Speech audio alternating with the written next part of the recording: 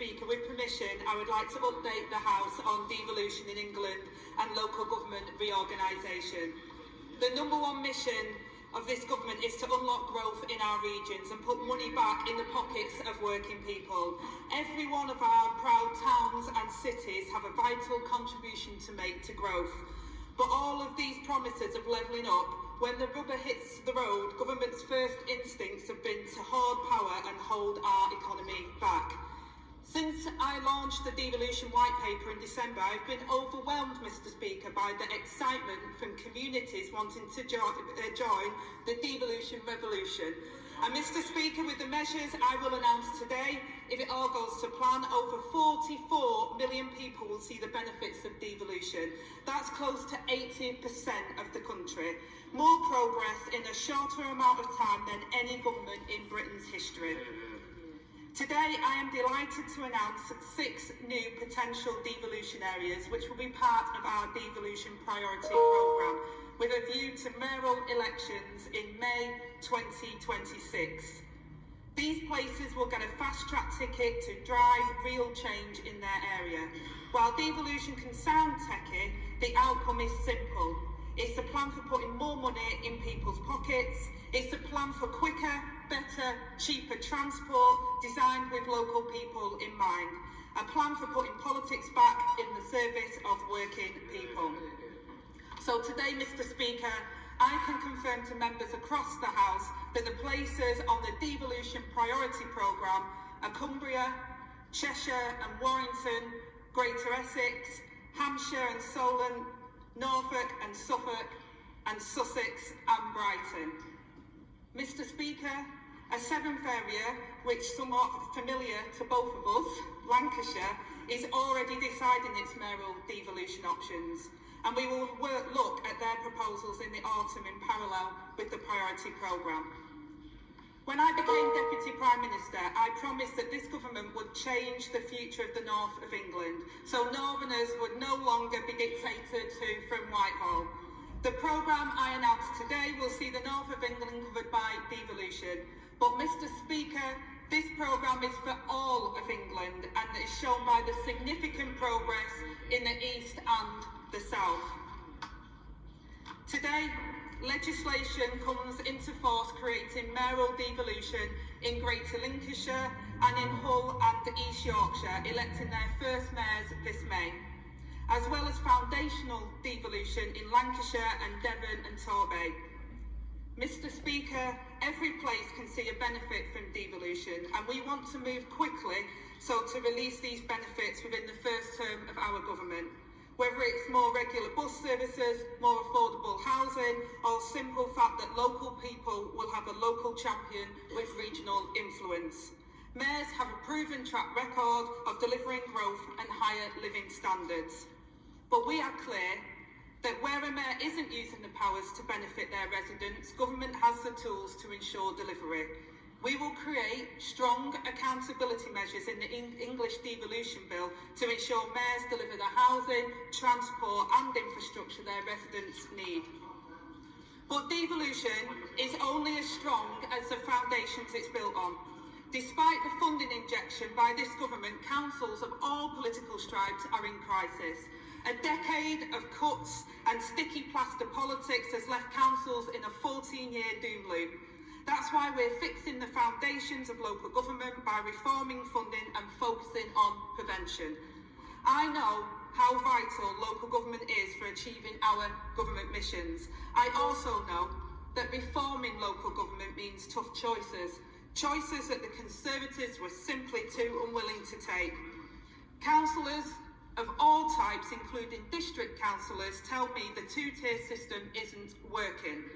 So alongside our wider reforms, this government is committed to making simpler, more efficient and clearer structures so that residents can access good public services without eye-watering price tags. These kind of reforms, Mr. Speaker, won't happen overnight, but we're determined to deliver fairer funding to end the postcode lotteries so that everyone gets the support from public services that they deserve.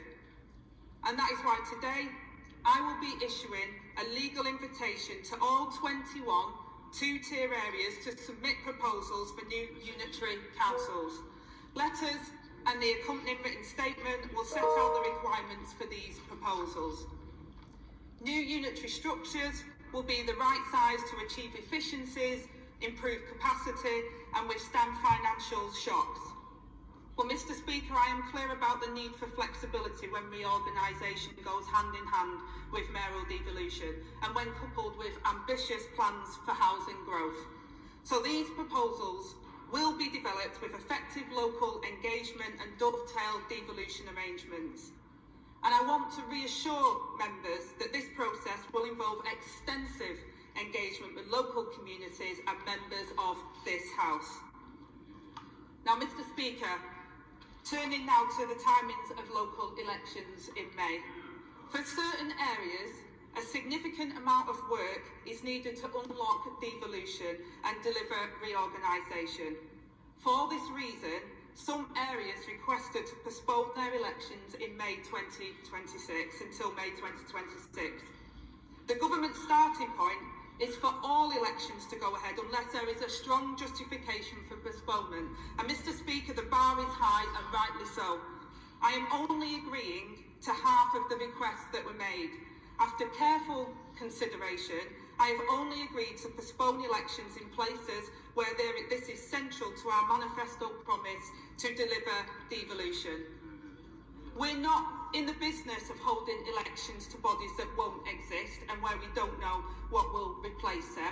This would be an expensive and irresponsible waste of taxpayers' money. And any party calling for these elections to go ahead must explain how this waste would be justifiable. And to that end, Mr. Speaker, I've agreed to postpone local elections in East Sussex and West Sussex, Essex and Thurrock, Hampshire and the Isle of Wight, and Norfolk and Suffolk. I have also agreed for the postponement in Surrey, given the urgency of creating sustainable new unitary structures and to unlock devolution for this area. For all these areas, I intend to move to elections to the new shadow unitary councils, as is the usual arrangement during local government reorganisation.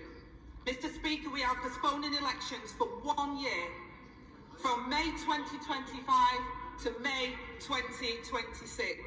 There is a well-established precedent here, as the party opposite knows all too well. North Yorkshire, Cumbria and Somerset, as well as Buckinghamshire and North Hampshire, all had their elections rescheduled by the previous government.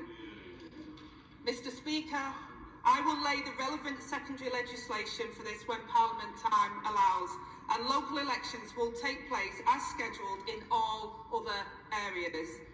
I should be clear though, that all two-tier areas should be making plans to move to simpler structures regardless of election delays.